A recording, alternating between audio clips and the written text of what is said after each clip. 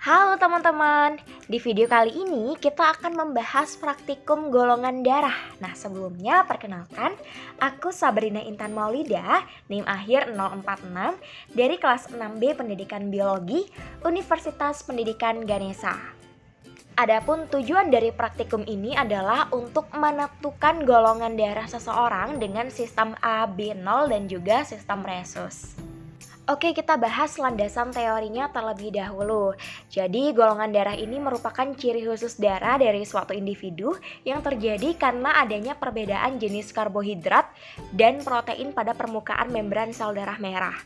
Nah, sistem pembagian golongan darah ini dikenal ada dua nih, ada sistem A, B, dan 0, dan juga ada sistem Rhesus. Nah, kalau sistem Rhesusnya itu ada Rhesus positif dan ada Rhesus negatif. Nah, kalau kita simpulkan nih, berarti ada 8 jenis golongan darah seperti itu.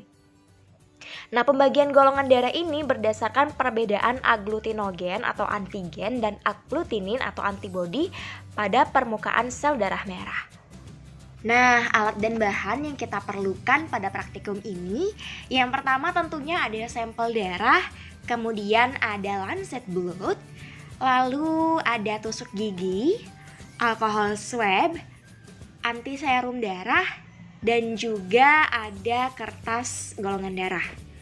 Pun cara kerjanya adalah yang pertama membersihkan jari dengan alkohol, kemudian tusuk ujung jari dengan lancet blood, lalu pijat-pijat ujung jari agar darah mudah keluar.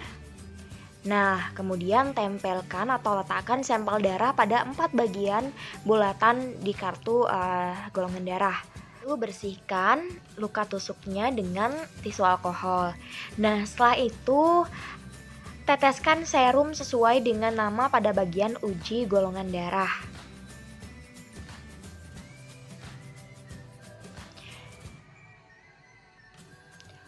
Kemudian diaduk perlahan agar serum tercampur dengan rata dan bereaksi dengan sampel darah.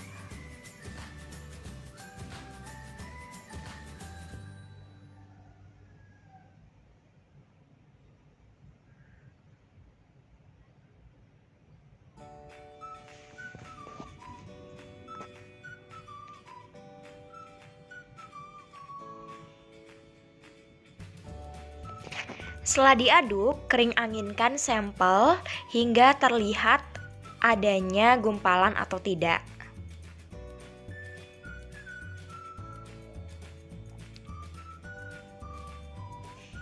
Kemudian ulangi langkah kerja tadi untuk sampel darah yang lainnya, di mana di sini ada 3 sampel darah.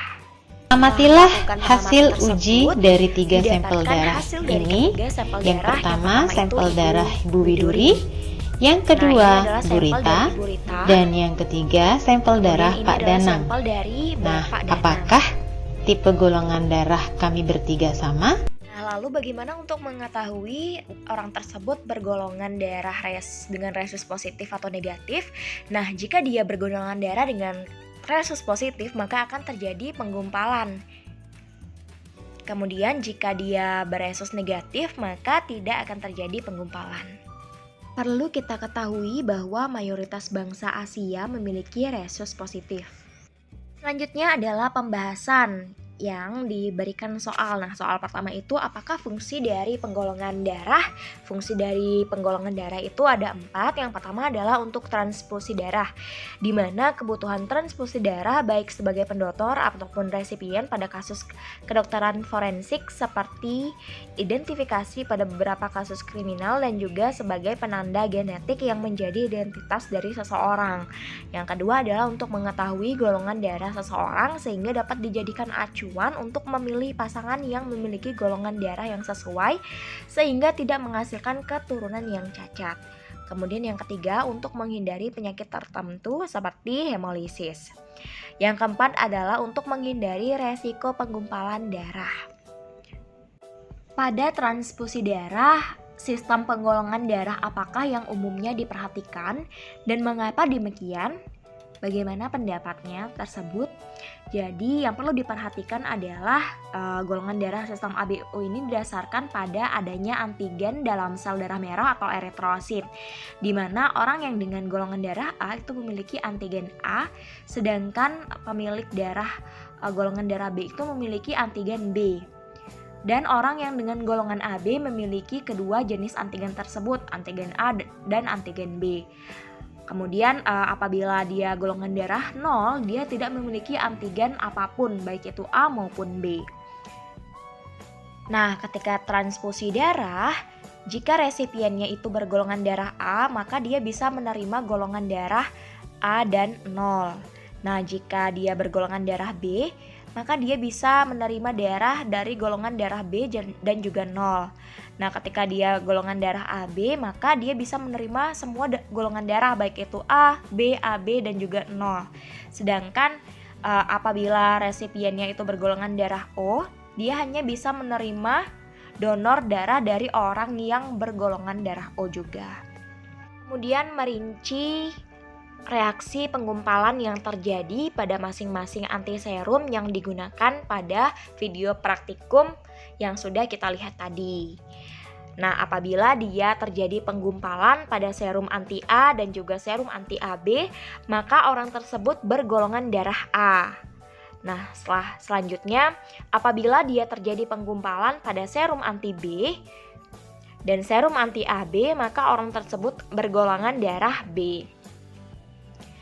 Kemudian apabila terjadi penggumpalan saat diteteskan serum anti A, serum anti B, dan serum anti AB, maka dia bergolongan darah AB.